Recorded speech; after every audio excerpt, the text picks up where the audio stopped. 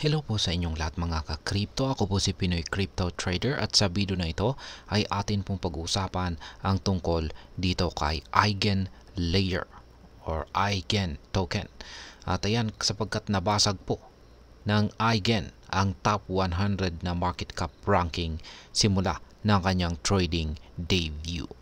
At ayan, bago po tayo magpatuloy ay nais ko lamang po munang bigyang linaw ang aking disclaimer kung saan ang nilalaman po ng video na ito ay hindi po ito isang financial advice.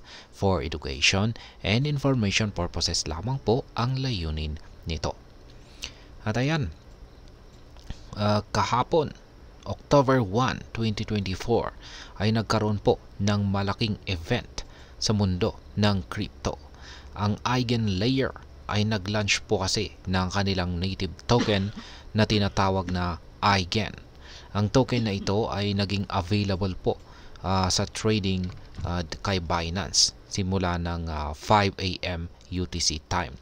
Sa unang araw pa lamang ng trading, ang presyo ng Eigen ay naglaro sa pagitan po ng $3.50 at $4.50.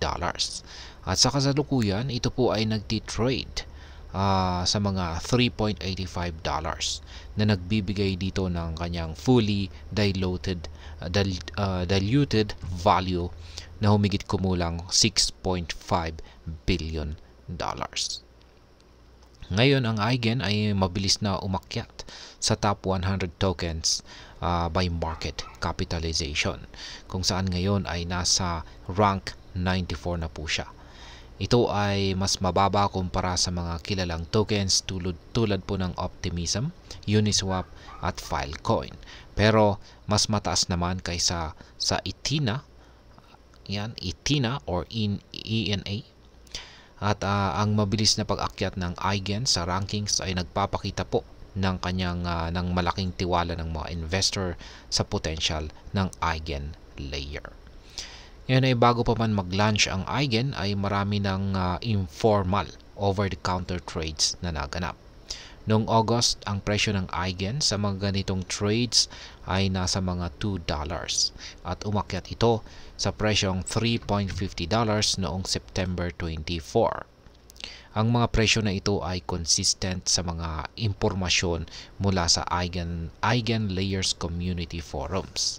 Ang pag-launch ng Eigen ay eksaktong tumugma sa pre-market price expectations, kung saan ay nagpapakita ng mataas na antas ng investor confidence. Ngayon, ang isa sa mga unique features ng Eigenlayer ay ang kanilang re-staking mechanism. Sa system na ito, ang mga token holders ay maaring mag-deposit ng kanilang tokens, kabilang na ang Eigen, bilang collateral para sa pag-secure ng ibang networks o Actively Validated Services or AVS.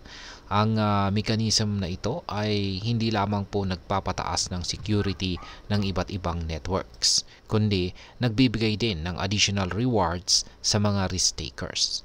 Noong August, ang EigenDA, isang affiliated AVS ng Eigenlayer, ay nagsimulang magbigay ng rewards sa Ether at Eigen. Ang ibang AVS tulad ng ARPA network ay sumunod na rin. Ngayon ay ayon po sa DeFi Llama, noong September 30, ang Eigenlayer ay mayroong halos $12 billion na total value lock or TVL. Ang mataas na TVL na ito ay nagpapakita ng malaking engagement at tiwala ng mga users sa platform. Ang TVL ay isang mahalagang metric sa DeFi space dahil ito ay nagpapakita ng kabuuang halaga ng assets na nakalak sa isang protocol, kung saan ay isang indikasyon ng liquidity at user trust. Ang Eigenlayer ay nakakuha ng malaking atensyon sa Ethereum ecosystem dahil sa kanilang innovative approach. Ayon kay Ilo, ang pseudonymous founder ng Alpha Please, ang Eigenlayer ay isa sa mga pinaka-cover na project sa Ethereum virtual machine ecosystem sa nakaraang taon. Ang mataas na coverage at interest sa Eigenlayer ay nagpapakita ng potensyal nito na maging isang malaking player sa blockchain at DeFi space.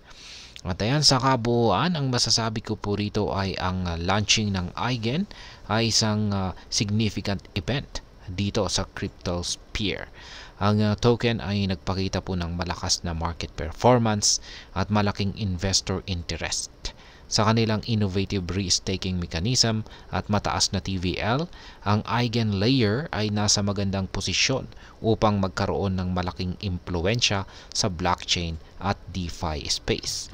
Ang kanilang mabilis na pag-akyat sa top 100 tokens by market capitalization ay isang patunay ng kanilang potensyal at tiwala ng mga investors sa kanilang mga projects. At ayan mga ka-crypto, hanggang dito na lamang po tayo sa video na ito. Sana po ay inyong nagustuhan ang aking paliwanag sa video na ito. Kung inyo po itong nagustuhan, pakiclick lamang po ang like button nito. Para naman po sa mga bago lamang dito, kayo po ay aking inaanyayahan para mag-subscribe. Pakiclick na rin po ang bell icon nito dahil ito po ang siyang magsisilbing notification nito sa mga bago kong videos na akin pong ina-upload sa aking YouTube channel na ito.